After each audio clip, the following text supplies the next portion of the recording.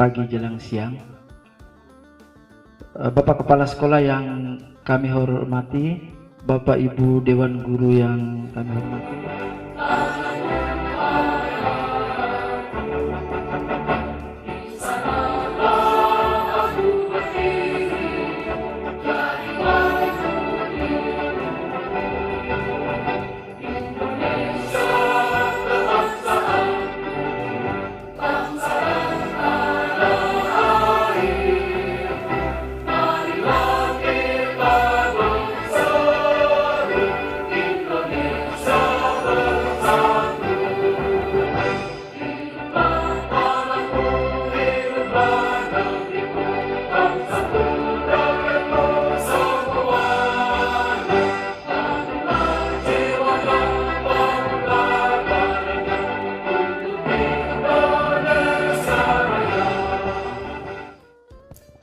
Bismillahirrahmanirrahim. Assalamualaikum warahmatullahi wabarakatuh.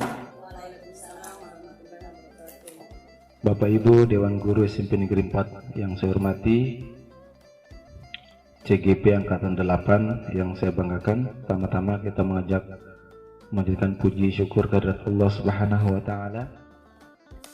Terima kasih atas kesempatan yang diberikan kepada saya. Sebelumnya bismillahirrahmanirrahim. Assalamualaikum warahmatullahi wabarakatuh.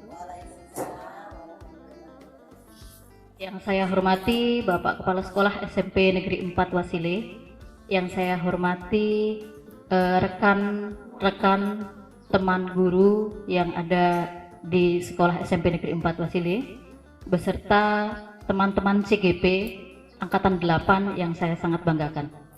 Baik Bapak Ibu, sesuai dengan instruksi yang moderator berikan, bahwa kita di sini akan melaksanakan diseminasi budaya positif, atau dalam artian mensosialisasikan budaya positif, kemudian nantinya kita akan dapat menerapkan budaya positif itu di dalam sekolah kita.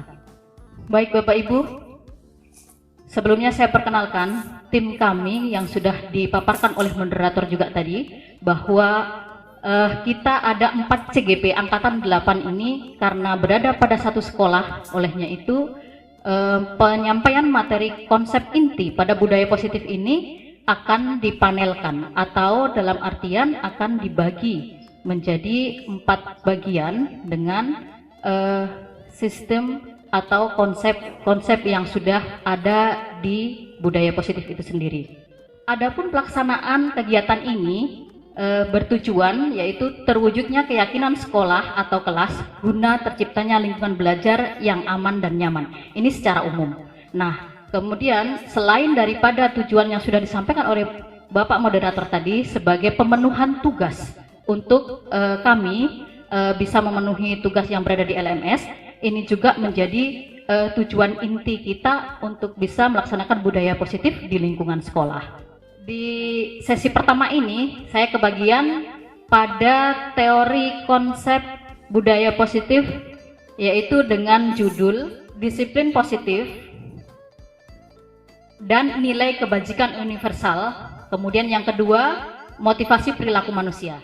Berawal dari nilai-nilai kebajikan atau disiplin positif itu sendiri, yang pertama yang harus kita ubah adalah paradigma kita berpikir yang tadinya berada pada stimulus respon, kemudian kita menjadikan paradigma kita berubah menjadi teori kontrol.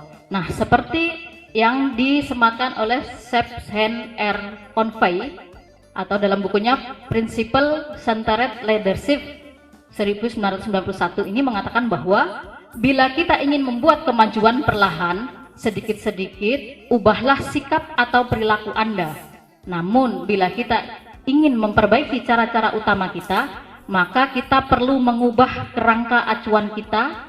Ubahlah bagaimana Anda melihat dunia, bagaimana Anda berpikir tentang manusia, dan ubahlah paradigma Anda, skema pemahaman dan penjelasan aspek-aspek tertentu tentang realitas ini.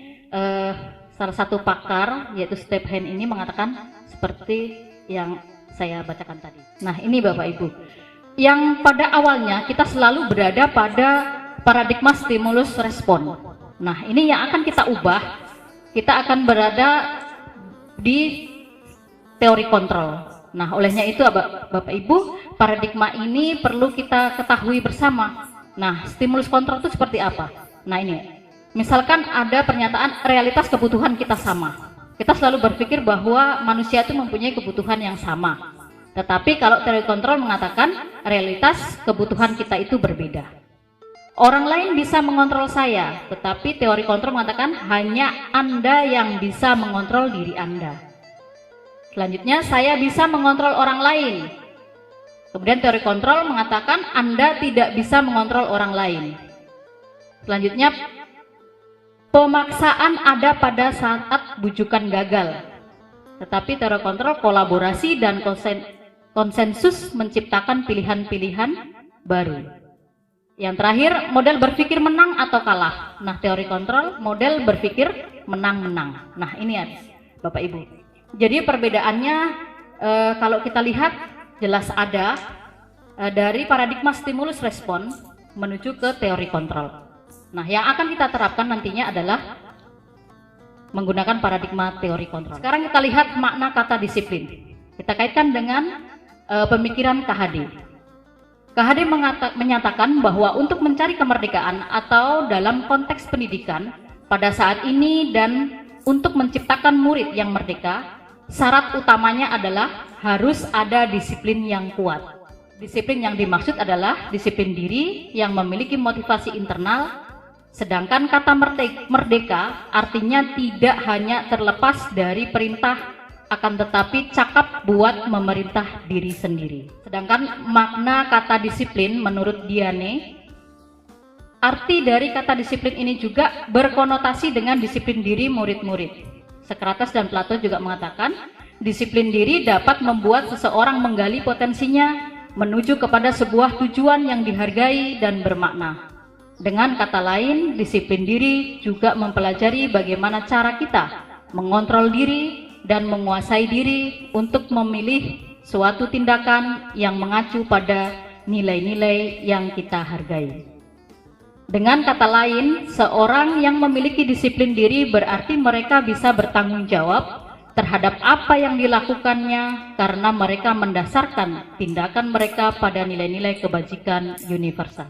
Nah, ini nilai-nilai kebajikan universal sesuai dengan tujuan pendidikan kita, bahwa profil pelajar Pancasila itu juga merupakan dasar nilai-nilai kebajikan yang ada di pendidikan. Namun tidak terlepas juga dari nilai-nilai kebajikan yang lainnya seperti keadilan, tanggung jawab, kejujuran, bersyukur, lurus hati, berprinsip, integritas, kasih sayang, rajin, komitmen, percaya diri, kesabaran, dan masih banyak lagi. Jadi ini nilai-nilai kebajikan yang menjadi dasar kita untuk mengaplikasikan budaya positif itu sendiri. Nah, kita kaitkan dengan 3 motivasi perilaku manusia. Jadi ketika manusia itu berperilaku atau membuat sesuatu tindakan, berarti ada 3 yang mendasarinya. Yang pertama, untuk menghindari ketidaknyamanan atau hukuman. Kemudian yang kedua, untuk mendapatkan imbalan atau penghargaan dari orang lain. Kemudian yang ketiga, untuk menjadi orang yang mereka inginkan dan menghargai diri sendiri dengan nilai-nilai yang mereka percaya. Nah, sekarang Bapak Ibu, saya ingin menanyakan, kira-kira budaya positif kita yang ada di sekolah, apakah berada pada konsep 3 ini, kira-kira yang mana yang paling dominan? Jadi misalkan kita membuat sebuah peraturan ya, peraturan, anak-anak menjalankan peraturan itu, kira-kira yang paling dominan muncul di lingkungan sekolah kita itu berada pada motivasi yang keberapa? Pertama, kedua juga ada, dan juga ketiga juga pasti ada ya. Nah, ada, dan itu juga pasti muncul. Dan yang harus kita harapkan itu berada pada posisi yang ketiga. Nah, yang ketiga itu adalah sebuah motivasi yang nantinya kita akan munculkan, terutama sasaran kita adalah peserta didik dan bahkan warga sekolah untuk bisa menjalankan disiplin positif itu sendiri. Ya, ini Bapak Ibu keterangannya. Untuk menghindari hukuman, ini adalah tingkat terendah Dari motivasi perilaku manusia, biasanya orang yang memotivasi perilakunya untuk menghindari hukuman atau ketidaknyamanan akan bertanya, apakah yang akan terjadi apabila saya tidak melakukannya? Sebenarnya mereka sedang menghindari permasalahan dan mungkin muncul dan berpengaruh pada mereka secara fisik, psikologi, maupun tidak terpenuhinya kebutuhan mereka bila mereka tidak melakukan tindakan tersebut. Motivasi ini bersifat eksternal. Jadi begini Bapak Ibu, ketika kita sekolah mengeluarkan peraturan sekolah, mengeluarkan peraturan atau tata tertib, nah kemudian anak-anak itu pastinya ada yang melanggar. Nah kemudian ada juga yang patuh. Nah yang patuh itu biasanya kalau dia berada pada posisi menghindari hukuman, itu mereka hanya termotivasinya adalah supaya tidak kena hukuman. Jadi mereka datang pagi atau mereka melaksanakan piket supaya tidak kena hukuman. Nah, yang sering terjadi itu motivasi keluar dari peserta didik itu. Nah, sifat motivasi itu yang dinamakan dengan sifat motivasi eksternal. Nah, kenapa? Karena mereka berbuat itu dengan dorongan orang lain atau dengan tidak menginginkan supaya dia tidak kena hukuman. Nah seperti itu. Nah yang kedua, untuk mendapatkan imbalan atau penghargaan dari orang lain. Nah ini juga merupakan motivasi satu tingkat dari pertama tadi. Nah di sini orang berperilaku untuk mendapatkan imbalan atau penghargaan dari orang lain.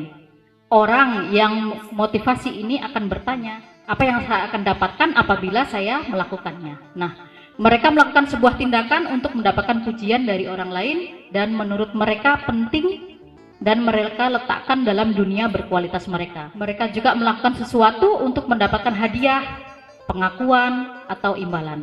Motivasi ini juga masih bersifat eksternal. Baik Bapak Ibu, saya jelaskan untuk yang kedua ini, kenapa imbalan atau penghargaan merupakan motivasi yang bersifat eksternal. Ya, karena di situ dikatakan juga bahwa motivasi eksternal yang bersifatnya ingin mendapatkan imbalan atau penghargaan ini tidak efektif. Itu yang pertama. Kemudian dapat merusak hubungan. Kemudian yang ketiga, menurunnya tingkat kepastian. Nah, dari tiga ini, kalau kita yang pertama tadi tidak efektif, kemudian dapat merusak hubungan, ketika kita memberikan suatu penghargaan ke peserta didik, misalkan, oh kamu nilainya 100, kali ini saya kasih hadiah uang 50.000 misalkan. Tetapi teman-teman yang lain, dia akan merasa iri hati. Nah, kenapa dia saja yang harus diberikan, sementara kita ini sama-sama belajar. Nah itu, jadi kesempatan untuk merusak hubungan mereka itu ada. Jadi olehnya itu penghargaan ini kalau boleh kita hindari. Nah itu, kemudian untuk yang ketiga tadi, menurunkan ketidakpastian. Maksudnya menurunkan ketidakpastian itu artinya ketika mereka mau belajar, kemudian dengan harapan mendapatkan penghargaan atau imbalan, maka kalau dia misalkan tidak ingin belajar, berarti dia tidak akan mendapatkan imbalan atau penghargaan. Berarti dengan sendirinya itu tidak akan efektif buat peserta didik untuk melaksanakan disiplin positif yang ada di sekolah. Jadi misalkan gini, kalau misalkan dia membuat sesuatu karena motivasi eksternal, berarti bisa saja mereka itu tidak termotivasi dalam dirinya. Atau mungkin di luaran sana dia bisa berbuat yang di luar daripada disiplin positif itu sendiri. Jadi kenapa kita harus menghindari hal-hal yang mendapatkan motivasi imbalan dan penghargaan. Jadi ini maksudnya bukan jangan sampai, maksudnya ini dihindari. Karena teori ini mengatakan bahwa motivasi ingin mendapatkan imbalan atau penghargaan itu bisa saja merusak hubungan antara sesama atau antara murid. Motivasi yang ketiga yaitu untuk menjadikan orang ingin menghargai dirinya sendiri dengan nilai-nilai yang mereka capai. Orang dengan motivasi ini akan bertanya, akan menjadi orang seperti apakah saya melakukannya? Mereka melakukan sesuatu karena nilai-nilai yang mereka yakini dan hargai. dan mereka melakukannya karena mereka ingin menjadi orang yang melakukan nilai-nilai yang mereka yakini tersebut. Ini adalah motivasi yang akan membuat seseorang memiliki disiplin positif karena motivasi perilakunya bersifat internal, bukan eksternal. Nah, Bapak Ibu, kenapa tadi disarankan kita nantinya ketika menerapkan sebuah disiplin positif di sekolah kita, maka yang kita munculkan ke peserta didik itu adalah 3 perilaku manusia yang poin ketiga.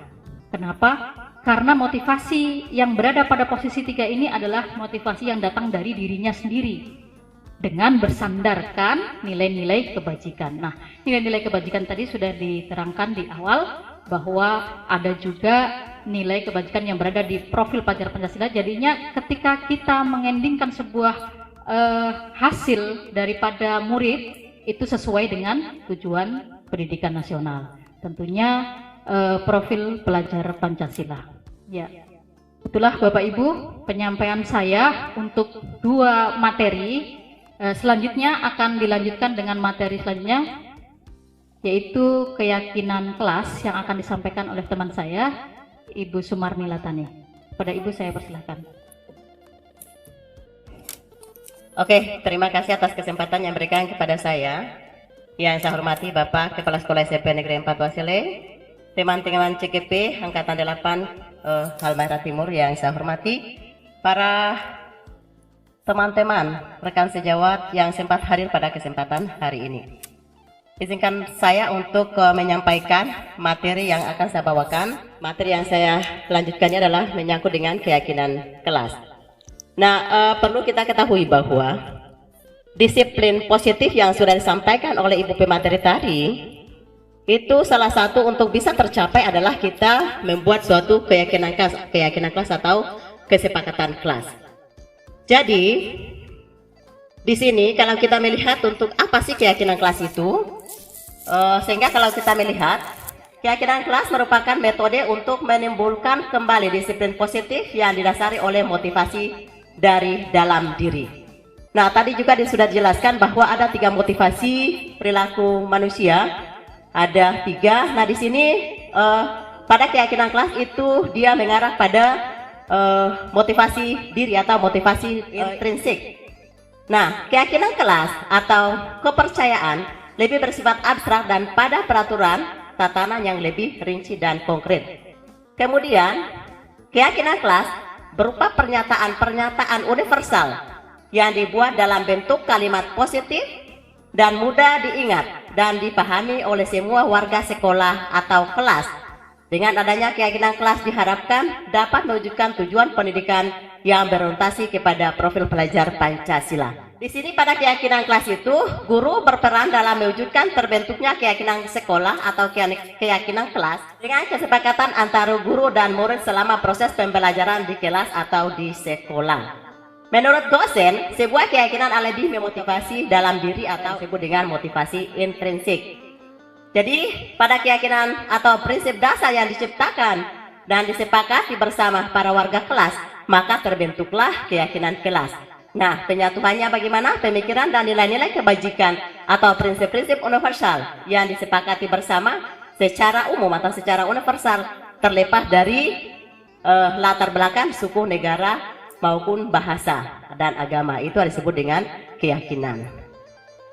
Jadi, perlu kita sebagai seorang pengajar, sebagai pemimpin pembelajaran di kelas, sebelum kita melaksanakan proses pembelajaran, kita perlu melakukan suatu kesepakatan bersama yang berpihak pada murid. Ya, pada kesepakatan ini kenapa kita harus membuat kesepakatan bersama atau keyakinan kelas? Tujuannya adalah sebagai acuan atau sebagai dasar kita dalam proses pembelajaran, agar supaya kita bisa mengetahui bagaimana kebutuhan siswa tersebut. Misalnya, peserta didik ingin agar supaya kelas itu bisa kelas yang dinamakan adalah kelas yang aman, nyaman, dan menyenangkan. Nah, kalau kita peserta didik menginginkan hal seperti itu, maka kita akan membuat sebuah kesepakatan dalam penentuan sebuah keyakinan kelas itu.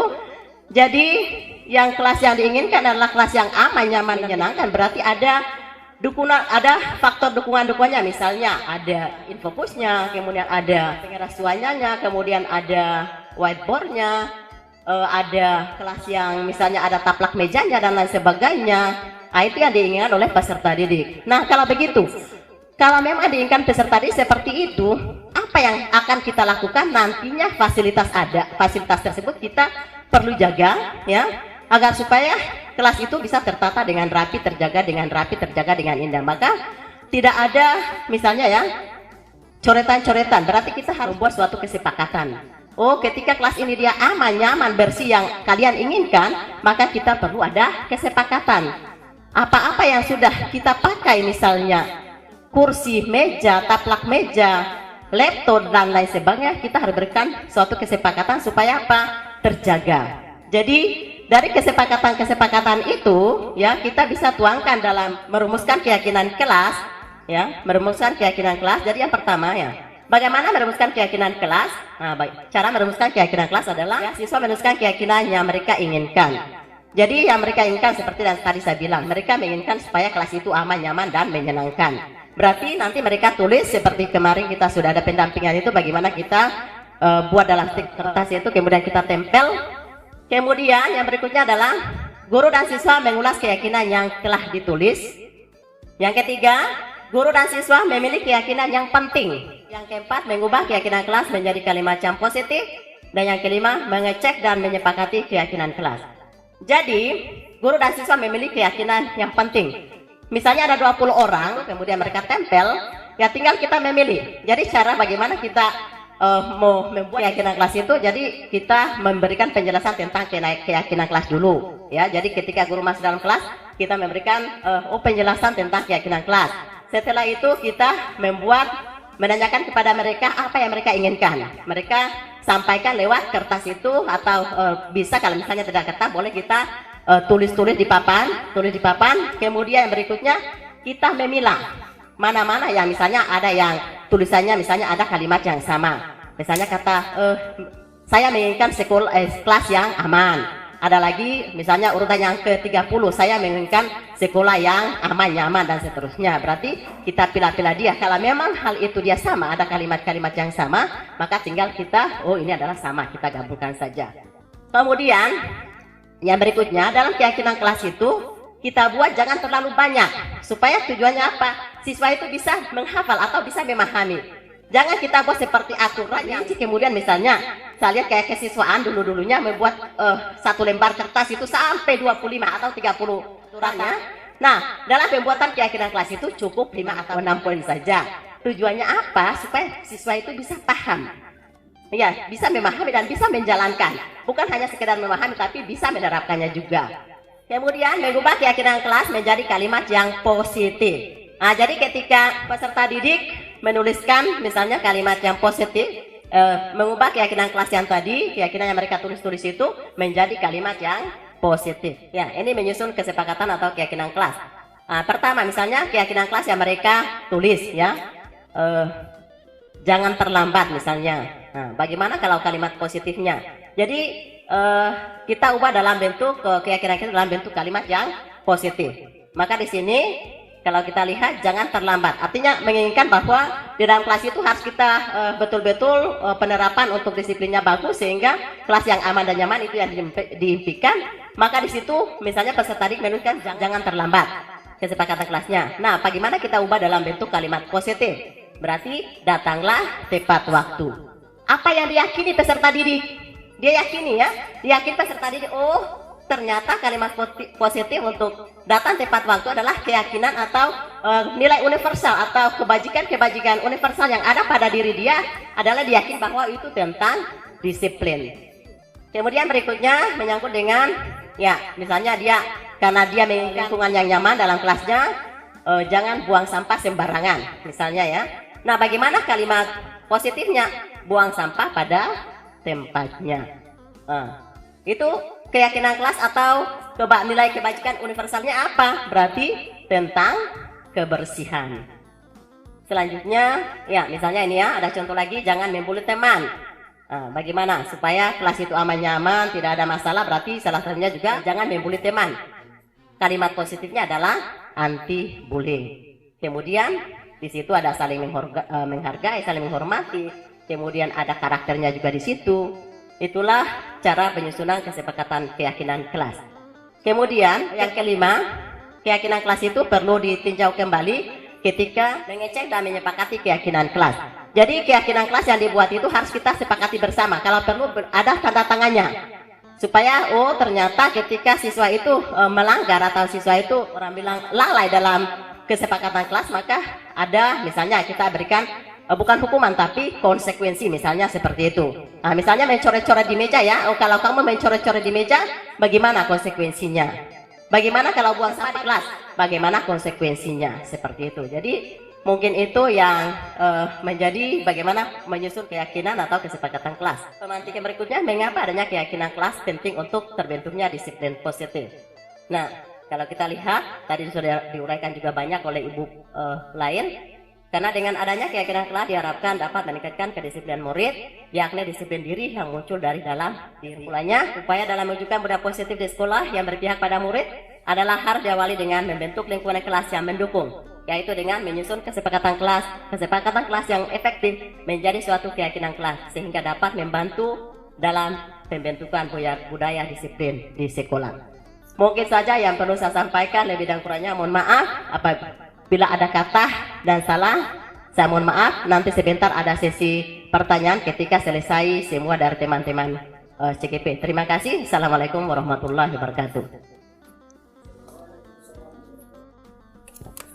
Baik, terima kasih. Mohon izin Bapak Kepala Sekolah. Di sini saya akan berbagi apa yang telah kami dapatkan. Ya, tadi sudah disampaikan beberapa hal dari dua rekan tadi. Sebelumnya, Assalamualaikum warahmatullahi wabarakatuh. Selamat pagi dan salam sejahtera buat kita semua. Terima kasih atas kesempatan yang diberikan kepada saya. Dua rekan tadi sudah menyampaikan apa yang telah kita sepakati, bahwa di sekolah kami ada 4 CGP, olehnya itu kami berbagi. Karena tidak mungkin kita akan menyampaikan sendiri-sendiri karena kita satu instansi, olehnya itu pastinya saling berkaitan. Dan di sini saya kebagian di budaya positif, yaitu kebutuhan dasar manusia dan dunia berkualitas. Jadi ada bagian 2, yang mana yang kedua restitusi 5 posisi kontrol. Kami adalah CGP Angkatan 8 Kabupaten Halmahera Timur akan berbagi, yang mana saya akan bagikan 2 hal tersebut. Tujuan dari budaya positif ini yaitu tentang kebutuhan dasar, ya, kebutuhan dasar manusia dan dunia berkualitas, diharapkan dapat menjelaskan kebutuhan dasar yang menjadi motif dari tindakan manusia, baik murid maupun guru, serta mampu menganalisis dampak tidak terpenuhinya kebutuhan dasar terhadap pelanggaran peraturan dan tindakan yang tidak sesuai dengan nilai kebajikan, serta dapat mengidentifikasi peran guru dalam upaya menciptakan lingkungan belajar dan upaya untuk memenuhi kebutuhan anak. Jadi kebutuhan dasar, ya, setiap manusia itu pasti memiliki kebutuhan dasar yang dimiliki. Olehnya ini, karena kita di sini sudah masuk ke sekolah penggerak dan menggunakan kurikulum merdeka, yang mana di sini kita memihak kepada murid. Olehnya itu kita harus mengetahui terlebih dahulu kebutuhan-kebutuhan dasar manusia. Kalau di sini kita aplikasikan kepada peserta didik. Jadi kebutuhan dasar peserta didik itu kita harus ketahui. Sebagai orang guru kita harus mengetahui itu. Dan yang pastinya tidak kita biarkan begitu saja peserta didiknya. Kita penuhi semua apa keinginannya. Tapi kita juga di sini sebagai tugas seorang guru, kita mengarahkan, kita menuntun mereka tanpa melepaskan. Kebutuhan dasar manusia. Nah, di sini ada 5 dasar kebutuhan manusia. 5 dasar itu menurut William Glasser dalam choice teorinya. Yang pertama, kebutuhan bertahan hidup, ya, yaitu suatu kebutuhan yang bersifat fisiologis untuk bertahan hidup. Misalnya sandang, pangan, dan perumahan dan perasaan aman agar murid belajar dengan baik. Nah, tadi sudah disampaikan oleh rekan kita, yaitu ada kesepakatan kelas. Nah, di sini yang pastinya peserta didik ya, menginginkan kenyamanan tersebut, kebutuhan fisiknya terlebih dahulu. Misalkan mereka itu menginginkan kondisi ruangan yang nyaman atau merasa dirinya aman, seperti tadi itu, tanpa ada bulian di dalam kelas, ya, bebas bully, tidak ada lagi kenakalan-kenakalan di dalam kelas. Atau misalkan kita juga sebagai seorang guru juga harus jeli, ya, melihat peserta didik. Contohnya misalkan kebutuhan dari kondisi ekonominya misalkan. Nah, itu juga harus kita perhatikan. Ini di posisi kontrol yang pertama. Yang kedua, cinta dan kasih sayang. Cinta dan kasih sayang itu yang seperti apa? Yaitu kebutuhan untuk diterima. Setiap murid berhak menerima kasih sayang dan diterima oleh kelompoknya. Sebagai guru, kita harus bisa menerima murid kita apa adanya, karena setiap murid memiliki karakter dan keunikannya masing-masing. Jadi tidak boleh kita membeda-bedakan di sini. Kita harus menyamaratakan, ya. Tidak boleh kita memihak hanya satu murid saja. Contohnya, oh murid ini pintar, terus kita fokus kepada murid ini saja. Tadi sudah disampaikan, ya. Tadi sudah disampaikan pemberian hadiah. Nah, pemberian hadiah itu yang bagaimana dulu? Tidak boleh kita berikan hadiah kepada peserta didik yang pintar saja. Ini harus kita rubah mindset kita. Jadi kalau kita ingin memberikan hadiah, ya kita harus samaratakan semuanya. Karena itu tadi, peserta didik memiliki keunikannya, memiliki kemampuannya masing-masing. Yang mana kalau kita mungkin selama ini memberikan hadiah kepada orang yang pintar saja. Nah, bagaimana dengan yang lainnya? Akhirnya kita temukan nanti di posisi yang kedua, kita juga butuh disayang. Pasti anak-anak bilang begitu. Nah, butuh perhatian. Jangan kita hanya memperhatikan yang pintar saja, atau kita hanya memperhatikan yang mungkin karena dia tetangga kita, atau mungkin karena dia dekat dengan kita. Seperti itu tidak boleh. Jadi kita harus bisa menyesuaikan posisi kita sebagai guru sedemikian rupa agar menyamaratakan, tidak boleh membeda-bedakan. Dan itu juga harus kita aplikasikan kepada peserta didik. Tidak boleh berteman atau berkelompok-kelompok. Nanti orang yang kaya dengan orang kaya, atau orang cantik dengan yang cantik, yang pintar dengan yang pintar, tidak ada. Jadi kita di situ kita bisa secara tidak langsung kita bisa memberikan gambaran kepada peserta didik, ini loh, kita sebagai seorang guru juga memberikan kasih sayang sama rata. Seperti itu. Terus yang berikutnya, yang ketiga, kebebasan. Kebutuhan akan pilihan. Nah, ini kebebasan. Yang mana kebebasan ini, murid-murid diberikan kebebasan untuk berpendapat dan membuat pilihan dengan penuh percaya diri, dan guru memberikan kesempatan kepada peserta didik untuk mencoba hal-hal baru. Itu, ya. Jadi perlu kita perhatikan di sini. Jadi seperti keyakinan tadi, bebas mereka memberikan keyakinan kelasnya, ya. Jadi bebas menyampaikan suaranya, unek-uneknya, keinginannya. Contoh misalkan, pembelajaran apa yang Anda sukai? Contoh misalkan kita tawarkan seperti itu sebelum kita mengajar. Pertama misalkan, enaknya di mana kita belajar di luar karena suasana misalkan sudah siang, jam 11 itu panas di dalam ruangan. Kita tawarkan, ya. Kita tawarkan belajar di luar kelas atau di dalam kelas. Nah, itu kebebasan. Anak-anak nanti akan memilih enaknya seperti apa. Contoh kalau pelajaran bahasa Indonesia, misalkan materi drama. Materi drama kita akan berikan tugas berdrama. Nah, di situ kita bisa bagi siapa yang suka nyoting, siapa yang suka membuat narasinya, siapa yang berperan sebagai yang antagonis atau protagonisnya. Nah, silahkan dalam satu kelompok tersebut diberikan kebebasan, dan kita sebagai tugas seorang guru memberikan arahan atau menuntunnya tanpa kita melepas, bukan kita berikan kebebasan sepenuhnya seperti itu. Ya, jadi itu yang ketiga, kebebasan. Dan yang keempat, kebutuhan akan kesenangan.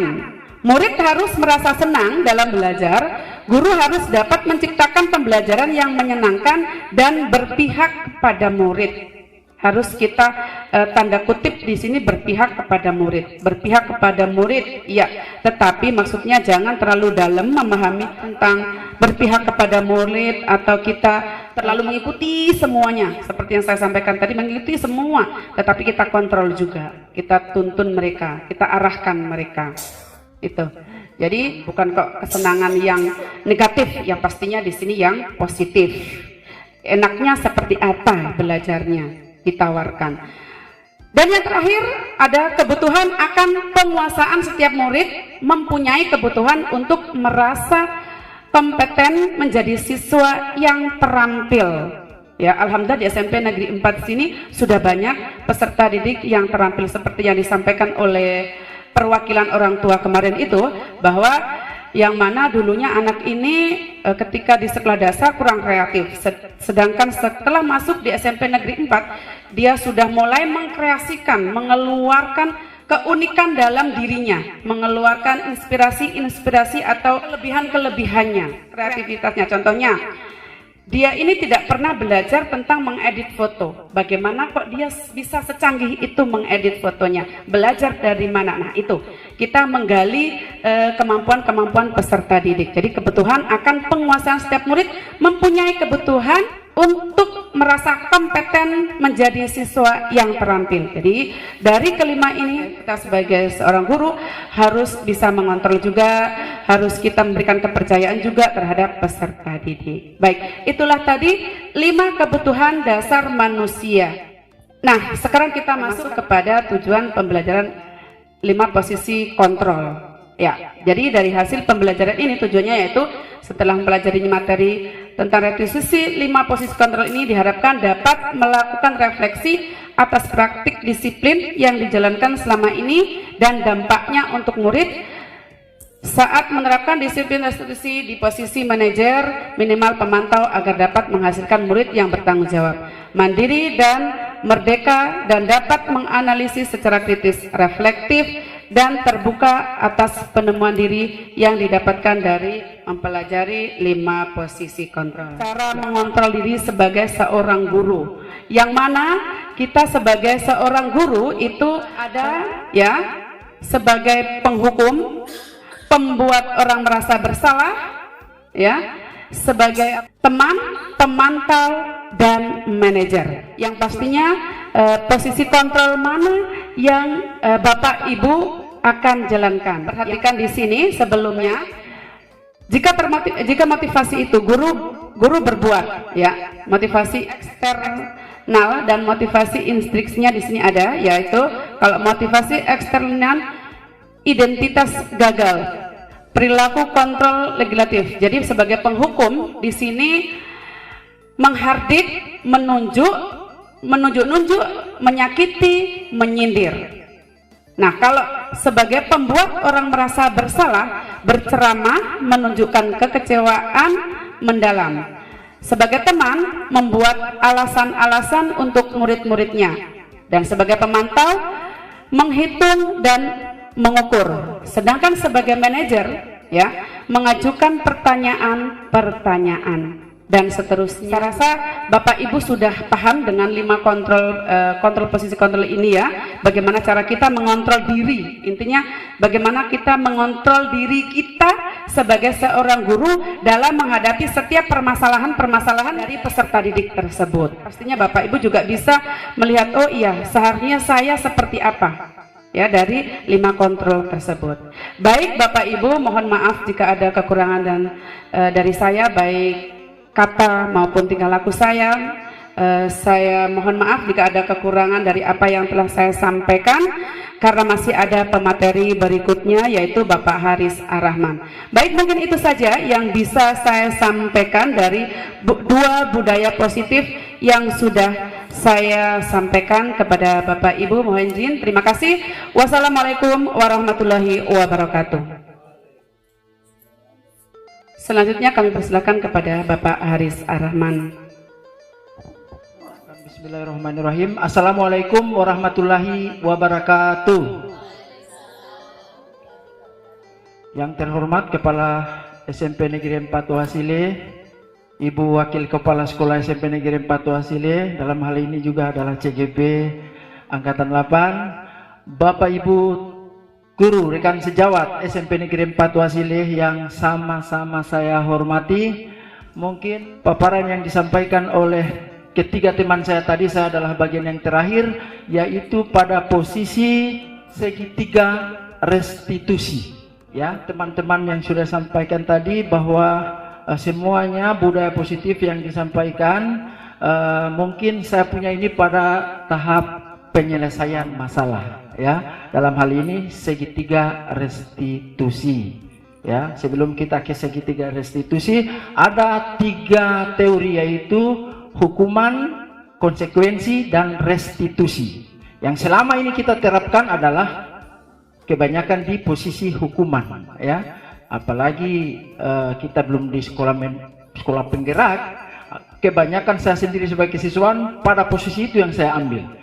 Setelah kami belajar di program pendidikan guru penggerak ini, ternyata apa yang kita lakukan selama ini boleh dikatakan salah atau selalu dominan kepada kita posisi sebagai guru, mengambil powernya adalah kita adalah guru. Olehnya itu kebanyakan kita mengambil posisi penghukum. Namun setelah kita belajar ini nanti kita sebelum saya lanjut, saya ingin bertanya, tapi jawabnya setuju apa tidak saja. Ada 2 pertanyaan pemantik di sini. Hukuman dapat mendisiplinkan siswa. Apakah hukuman dapat mendisiplinkan siswa? Setuju atau tidak setuju? Ya, ada yang setuju? Hukuman dapat mendisiplinkan siswa. Tidak setuju. Ya. Penjelas atau alasannya sebentar. Yang kedua, apakah memberi penghargaan atau hadiah dapat meningkatkan prestasi siswa?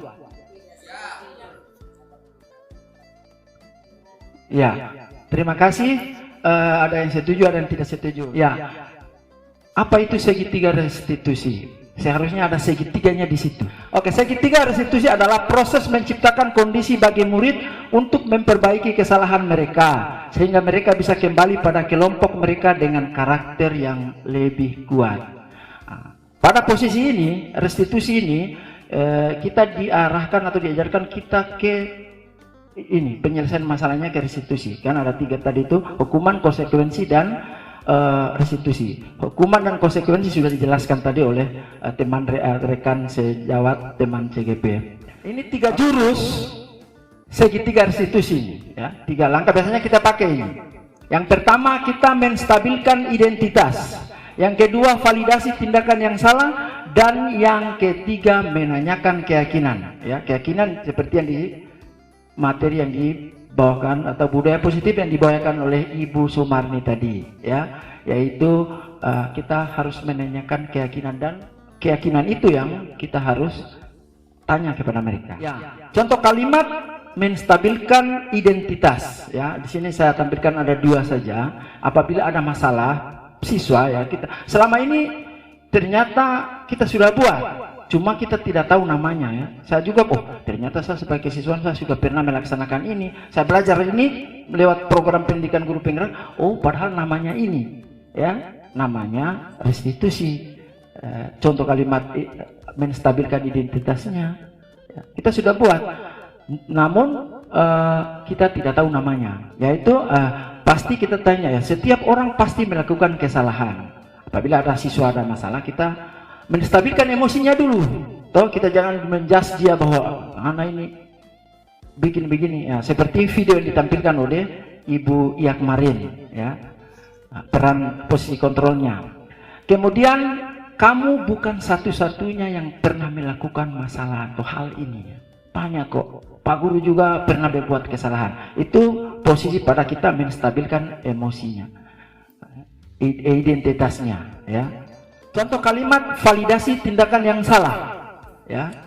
Kamu tentu punya alasan mengapa kamu melakukan itu. Contohnya dia datang terlambat, bangun kesiangan terus, atau tidak kumpul tugas, atau tidak buat tugas. Pasti kamu punya alasan mengapa tidak melakukan itu.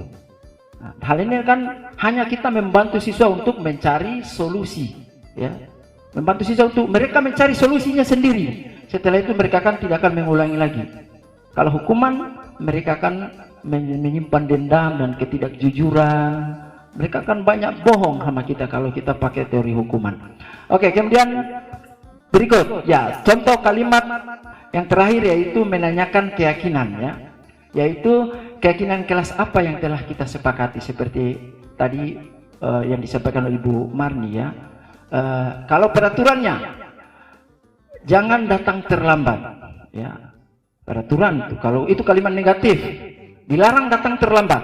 Nah, itu kalimat negatifnya. Kalau kalimat positifnya, datanglah tepat waktu ya, datanglah tepat waktu, atau itu nilai kebajikannya adalah menghargai waktu ya. Nah, kamu ingin menjadi orang seperti apa?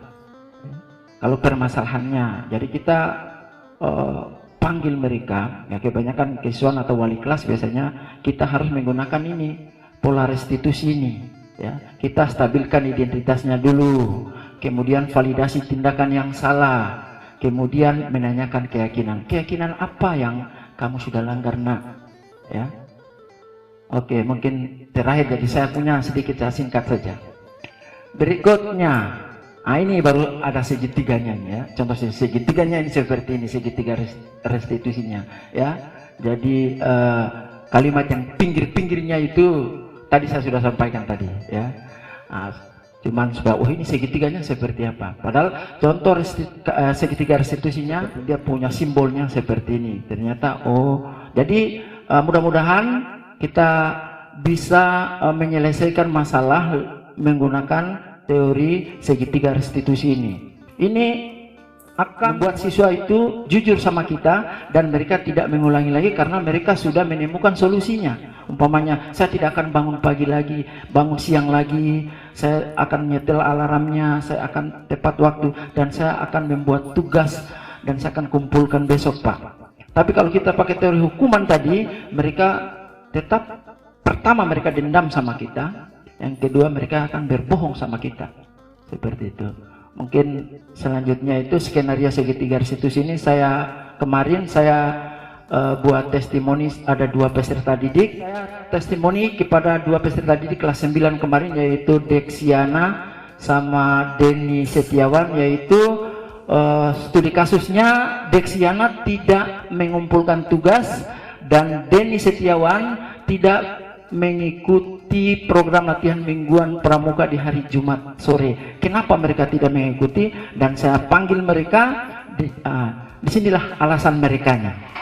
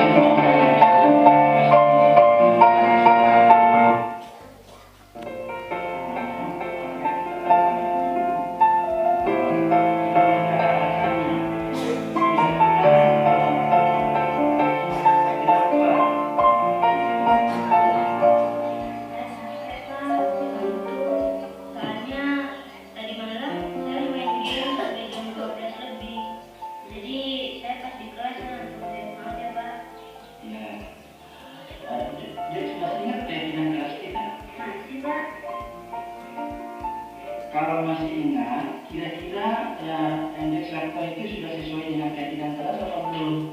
Belum, Pak. Keyakinan kelas yang mana? Kalau bertanggung jawab. Nah, ternyata kamu tahu ya? Apakah kamu sudah punya solusi di masalah ini? Punya, Pak. Yang pertama, saya minta maaf ya, Pak, atas kesalahan saya. Yang kedua, saya nggak akan tidur malam lagi. Terus yang ketiga, saya bakal mencari tugas dan saya bakal kumpulin besok. Oke, baik. Pak Guru apresiasi tanggung jawabmu. Rex boleh kembali kepada Anda. Makasih, Pak. Makasih, Pak.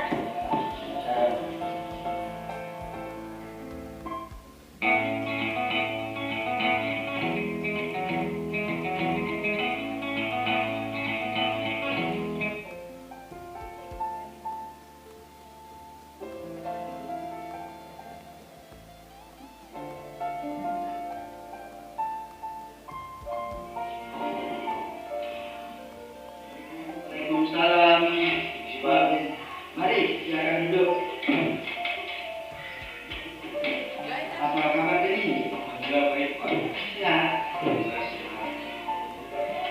Jadi tahu apa yang Pak Guru kami kasih? Tidak, Pak. Tahu masalahnya enggak? Jadi kemarin tidak ikut kegiatan latihan mingguan pramuka ya? Untuk pramuka sore ini. Iya, Pak. Maaf. Kemarin saya coba pulang karena lupa saya jadi kemarin tidak dulu, Pak. Seperti wah, enak itu, menyenangkan itu ya. Kalau aku diajak ikuti seperti itu, aku juga mau. Namun jadi tahu apa yang dimaksud sesuai aturan sekolah. Iya, Pak. Karena saya tidak minta izin untuk pramuka. Jadi maksudnya dengan kegiatan sekolah. Kira-kira apa yang perlu diterapkan? Menjalankan program sekolah. Kira-kira yang bisa lakukan agar jadi bisa menerapkan apa yang sudah dimengerti. Mungkin saya bisa minta izin terlebih dahulu karena punya pengalaman. Mungkin ada yang lain. Kalau bisa saya mengikuti kegiatan ekstrakurikuler dulu, baru saya mengikuti ajaran maksudnya.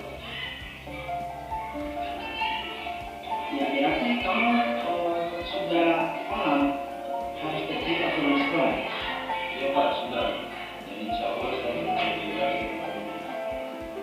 Oke, baik. Pak Guru apresiasi tanggung jawabmu ya. Jadi boleh kembali ke. Waalaikumsalam warahmatullahi wabarakatuh.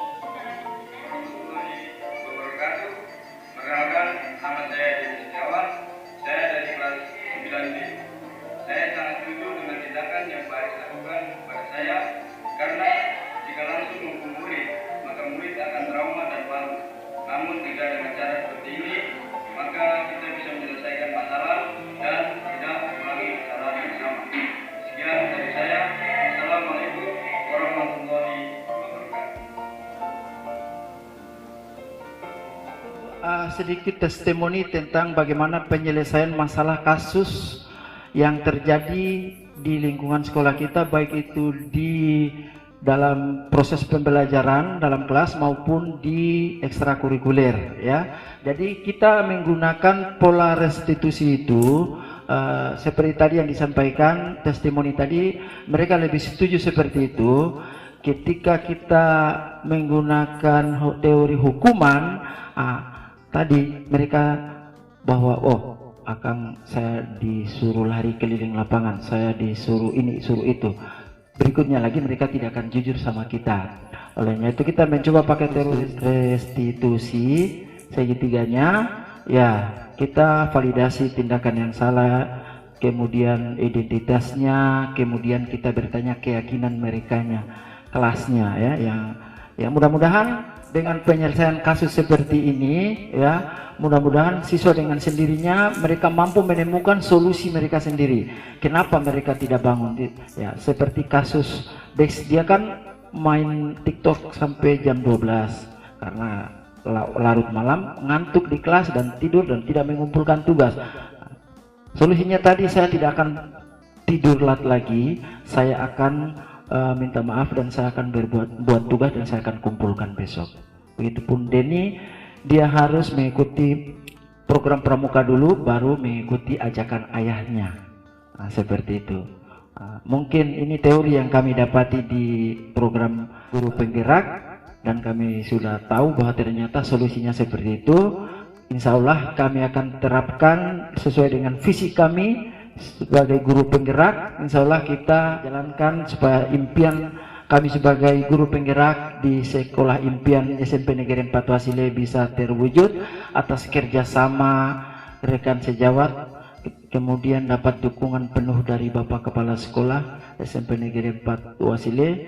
Olehnya itu mungkin tahun ajaran baru ini saya bersama rekan CGP lain mungkin kami merevisi dan merumuskan keyakinan sekolah atau tata tertib sekolah itu menjadi kalimat positif, dan kita buat keyakinan sekolah dan keyakinan kelas ya.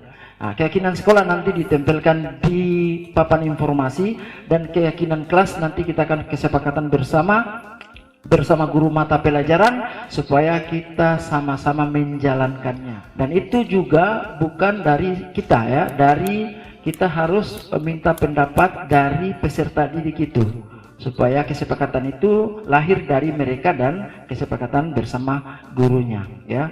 Mungkin itu dari saya sebagai materi terakhir terkait budaya positif yang kami sampaikan hari ini. Hari ini bukan hanya memenuhi tugas dan tuntutan kami, tapi mudah-mudahan kalau sekolah mengiyakan dan keyakinan kelas yang kami susun dan kami sampaikan kepada kepala sekolah mengiyakan, ya kami realisasikan dan kami sosialisasikan ke kelas-kelas maupun di semua warga sekolah SMP Negeri 4 Wasile supaya tahun ajaran baru 2023-2024 ini kita dengan keyakinan sekolah dan keyakinan kelas baru bagi keyakinan sekolah secara umum dan keyakinan kelas bagi seluruh guru mapel. Baik, lebih dan kurangnya saya mohon maaf untuk penyampaian saya, dan surat acara tadi ada satu sesi tanya jawab ya. Mungkin saya langsung pandu, mungkin penyampaian materi pertama dari Ibu Lail dan Ibu Hoiria, kemudian Ibu Sumari dan saya, mungkin dari Bapak Ibu ya yang disampaikan tadi, mana yang Bapak Ibu ingin sampaikan ke Pak, masukan kepada kami atau pertanyaan kepada kami, saya persilakan. Baik, terima kasih. Assalamualaikum warahmatullahi wabarakatuh. Terima kasih atas kesempatan yang diberikan.